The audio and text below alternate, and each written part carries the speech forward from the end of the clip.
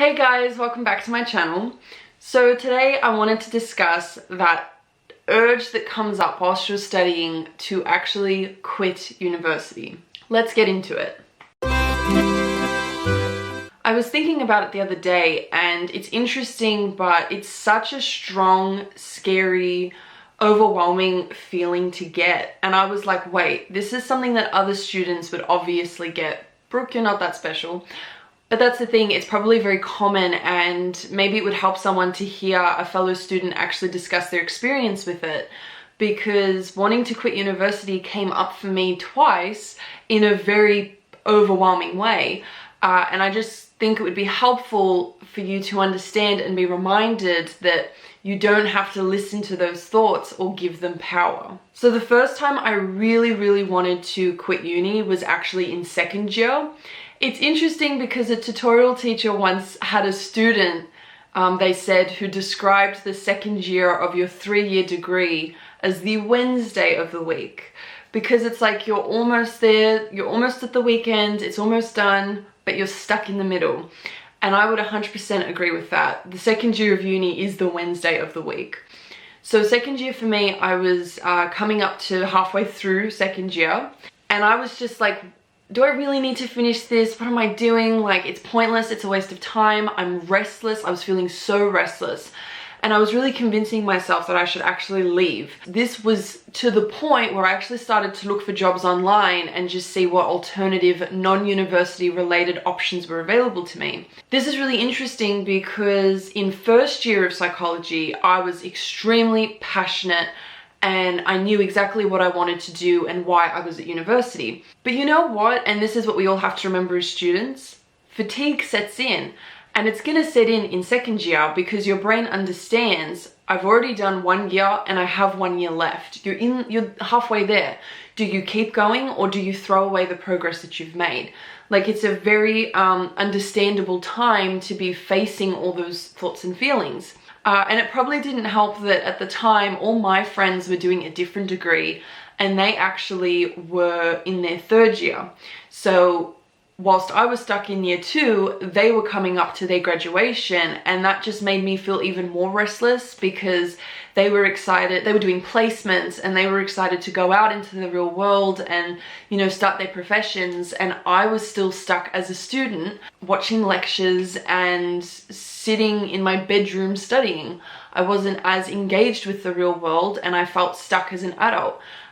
So that was a lot of my mindset in year 2, and I think that one thing I'll be very honest about is I think there are many reasons why we have these anxieties. I don't think you can put it down to any one thing. I don't think I wanted to leave uni just because I felt stuck as an adult, although that would have played a part in it, and it still does, right? Because I still have 1 year left. I still have to do my master's degree. And I'm going to, you know, still be a student, but I'm sort of past that. I want my life to be together and sorted out. I want to be an active member of society and be an adult and, you know, have a profession. So those feelings are still there for me, but I just have to be patient with it because, you know, no pain, no gain. But I think that the other reason in second year was because the reality is things were getting tougher. My grades were counting more. So, you know, honors was approaching. That application process to get into psychology honors, even though I still had 1.5 years, it feels a lot more real in second year because you start to think a lot about, like, why am I doing this? Why am I here? Is it actually going to work out? And you hear a lot more about honors in second year. I feel like that gets spoken about more because, you know, they're trying to encourage you to think through all your options and your pathways and work out what it is you want to do. So if I'm honest with myself, it's one of those anxieties that came off me feeling really concerned about not actually doing well. And I remember in semester 1 of year 2, I don't believe that was a good semester for me grade-wise. I think that was a weaker semester, and I had a few bad experiences with a marker of mine who was very subjective in her feedback, and it was the one marker out of all of the 3 years where I really just did not understand the comments that she was leaving me, and I wasn't getting much help from the subject coordinator. So, you know, that's where I was like, oh my gosh, it's like falling apart. Everything's falling apart. I'm not going to get the grades I need, blah, blah, blah. You know, anxiety, how everything is just like the biggest catastrophe ever. That's what was going on. So being panicky about grades, panicking that, you know, oh my gosh, semester 1 didn't go so well, so semester 2 is definitely not going to go well. Panicking about all of that stuff. Also in year 2, you start to do statistics, and that was a huge source of anxiety for me. Newsflash, spoiler alert, statistics in psychology actually isn't that bad. I am frightful at maths, and I was absolutely fine. That was one of my highest classes at the end of it. I did really well, actually. Don't have to panic about statistics. But that too, I knew that I had a statistics exam coming up, so I had to be really honest with myself about, do you want to leave university for the right reasons, or is this just a momentary panic that will pass? And I know that people tend to get very negative about studying at university. There are a lot of videos online about why you shouldn't study this, why you shouldn't study that, and this was a waste of time, and I've lost interest in this, and I quit this. And that's fine, each to their own, everyone's on their own pathways. What I sort of feared watching a lot of videos on studying myself was that people were putting their own potentially irrational thoughts onto other people, onto other viewers, and telling students to sort of like, if you're starting to feel discomfort, you should leave. And I don't agree with that. I think you should persevere. I was anxious because I wanted to do well. I wanted good grades. I wanted to make it through second year successfully. Why would I have cared if, like, about any of that if I really was just stuck on, you know what, university isn't for me, I'm gonna pack my stuff up and go and do a different path, which is how some people genuinely feel. Some people do study and they're like, you know what, this degree is not gonna take me anywhere, it's not what I thought it was, blah, blah, blah.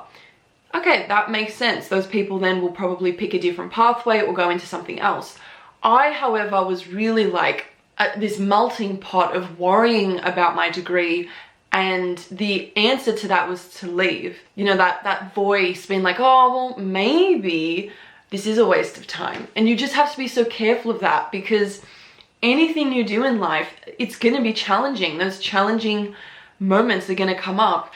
And when I listen to a lot of other study YouTubers talk, sometimes I wonder if they made a decision based on anxiety, or they made a decision based on momentary depression even. So like, I have had that where when I'm studying, I'm like, it's usually towards the end of a semester, I usually am like, this has taken it out of me. I really cannot care anymore at this point. I am tired, I'm exhausted, but I have exams coming up, so I have to like really push myself. And I sort of wonder how many people have experienced that, which to me is, it's normal. Of course you're going to, after you've just done like 10 weeks of studying, of course you're going to be tired.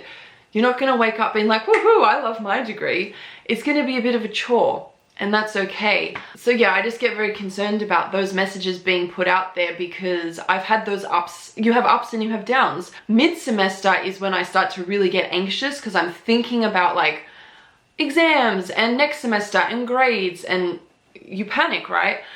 And then by the end of the semester, I'm absolutely exhausted. So I'm just saying to you that there's work involved in uni, just like any job in the real world. And I kind of just want to offer a voice that is more accepting of those negative emotions that you may feel while studying, and just to tell you that you really can ride them out. You don't have to listen to them, especially if a lot of your panic is sort of mixed in with concerns that would signal you do want to do well and you do care about your degree. That was the main purpose of this video, because I'm so glad I didn't leave university. Like, I now have 2 degrees, I'm up to my final degree, I am well aware of my hesitancies for the final degree, what is, you know, making me feel negative towards it, but I'm also aware that, it's a very loud bird outside, but I'm also aware that during my past 2 degrees, anytime I have felt negative about something that was coming up, or that sense of impending doom, it was never that bad. And I worked my way through it, I came out on the other side, and I reaped the rewards, you know. When I celebrate my graduations, it made those struggling moments during my degree completely worth it. And that was the sense of achievement. Like, I think people forget, because in Australia, everyone gets access to university. I think we forget that it's supposed to be hard work. It's supposed to be an advanced level of study. it's not supposed to be something you just breeze through, because if that was the case, and we do have people here who, it's termed like P's get degrees. So people go to university and they don't really know why they're there and they're not interested in it, and they enjoy more of the uni lifestyle of drinking and partying, and then they get their degrees but with doing the absolute bare minimum. So they just get like passing grades. So we have that culture down here.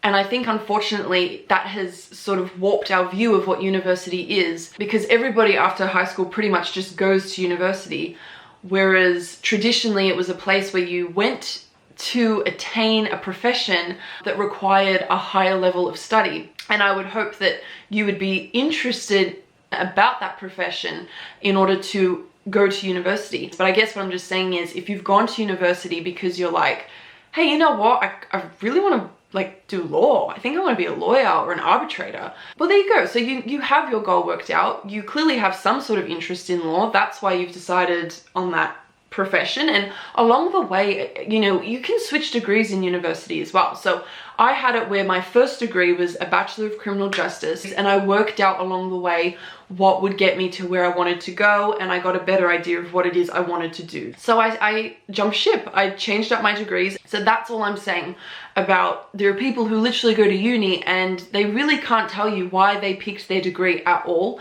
But if you just have that general idea, I think you need to either write it down, write down at the beginning of your uni journey, or right now, why you did sign up for something, because it is so easy to lose sight of that once all the other variables come into play. You know, grades being released, working with students who just, you know, drive you a bit insane because they don't do anything when you have a group project.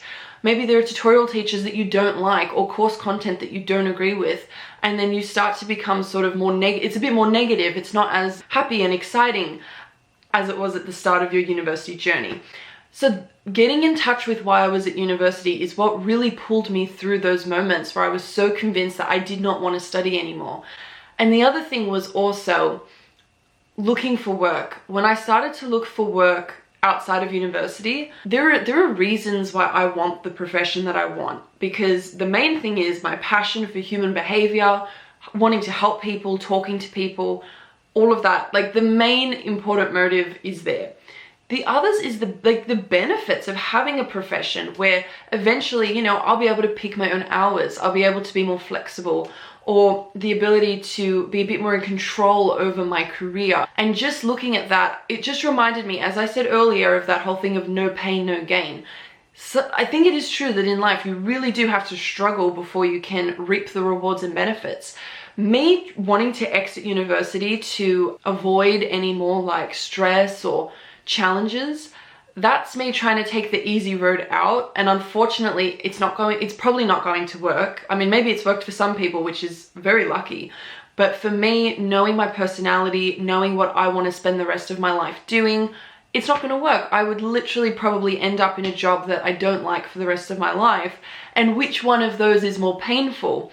The momentary 5-year pathway, or the next several decades of my life in a job I really didn't want because I sold myself short and I cut corners. And I just think that there's a reason why those sayings exist, and it's because you can't cut corners in the real world. And by the way, I do want to flag, because I don't want this to get confused, I'm not pitting university versus non-university professions against each other. I'm talking about the issue is that the role that I want for the rest of my life requires university. So for me, that's the job of my dreams, and I can't cut corners with that. Whereas if somebody else doesn't want a job that requires university, they're going to have to do what they need to do outside of university to achieve that, whether it's climbing the ladder. You know, even in those roles, you have those moments, I guess, where you're really tested because you have to start at the bottom, and then it's like, gosh, this isn't really what I envisioned, isn't it?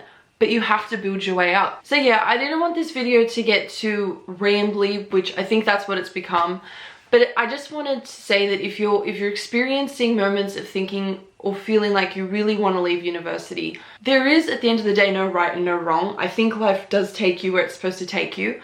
What I want to stress to you is just be very careful you're not acting on emotion, which you should never do. You know, if you're crying, you shouldn't make a decision when you're crying. And if you're feeling really, you know, euphoric, you actually shouldn't make a decision when you're euphoric, right? You need to be in a very stable, rational mindset in order to make decisions in all areas of life. So I just want to offer that, because like I said, a lot of, you know, the modern narratives do seem to be that you should avoid discomfort, you know, don't do things that don't make you happy. But that can be really warped in a way, because in life lots of things are going to make us unhappy, but it's about, like, it's context dependent. What is that thing? And if you're feeling a bit stressed out and run down during, you know, mid-semester of your second year of university, well, maybe that's not going to last long. Maybe, you know, you will push through that. I have a friend who is studying a different degree, and they had a lot of anxiety whilst studying, and they were really beating themselves up over it. And I think it's because they thought it was wrong what they were feeling.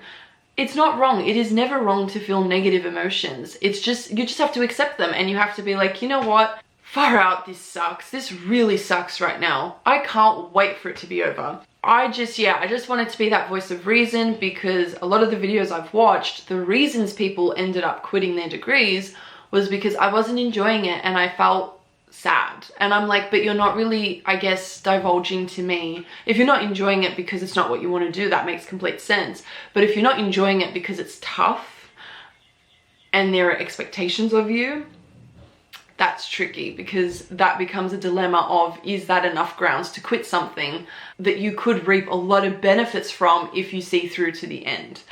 And I think that's all I want to say today. Just please do not beat yourself up over negative emotions. It is 100% normal to have thoughts of quitting. Human beings get intrusive thoughts, and I think for high achieving students or really passionate students, that would definitely be an intrusive thought, because quitting uni isn't ideally something you want to do, but your brain is trying to, like, find quick solutions to how you're feeling in the moment. So just be very mindful of that, and be very careful watching YouTubers who do feed into that narrative that you should go and pack everything up and live in the middle of the woods doing absolutely nothing because you want to avoid any sort of negative emotion.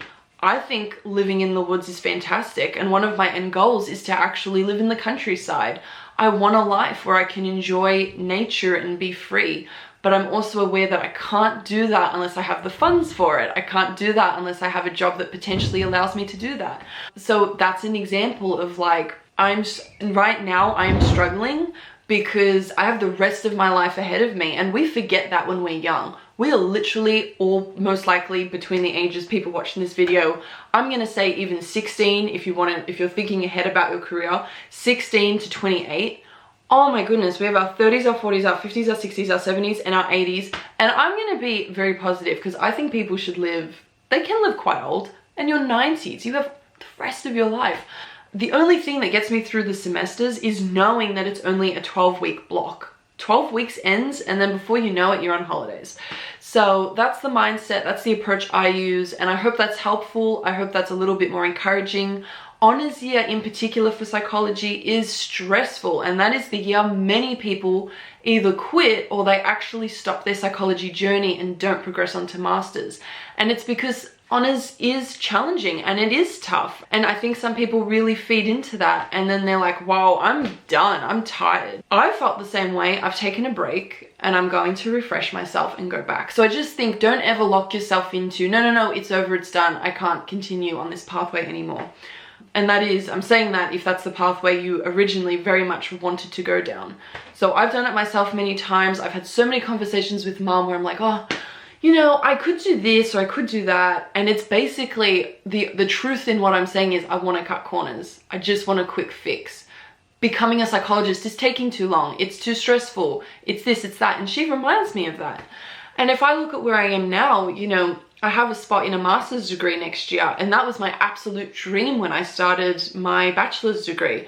And I'm done with the bachelor's degree, and I'm done with the honors degree, and I never have to repeat them. So I'm very thankful that I stuck with it. And I will feel the same way when I finish my master's degree and I finish my placement. And then I will have my profession, and I will be stable and settled, and I will be able to go to bed at night and just be like, whew, I'm glad that's over. Just playing around with how you view things, I think, is really important. But yeah, I'd love to hear your experiences below with intrusive thoughts regarding quitting uni and everything's falling apart and oh my goodness, I can't do this and whatnot, because how do you deal with that and how do you navigate that?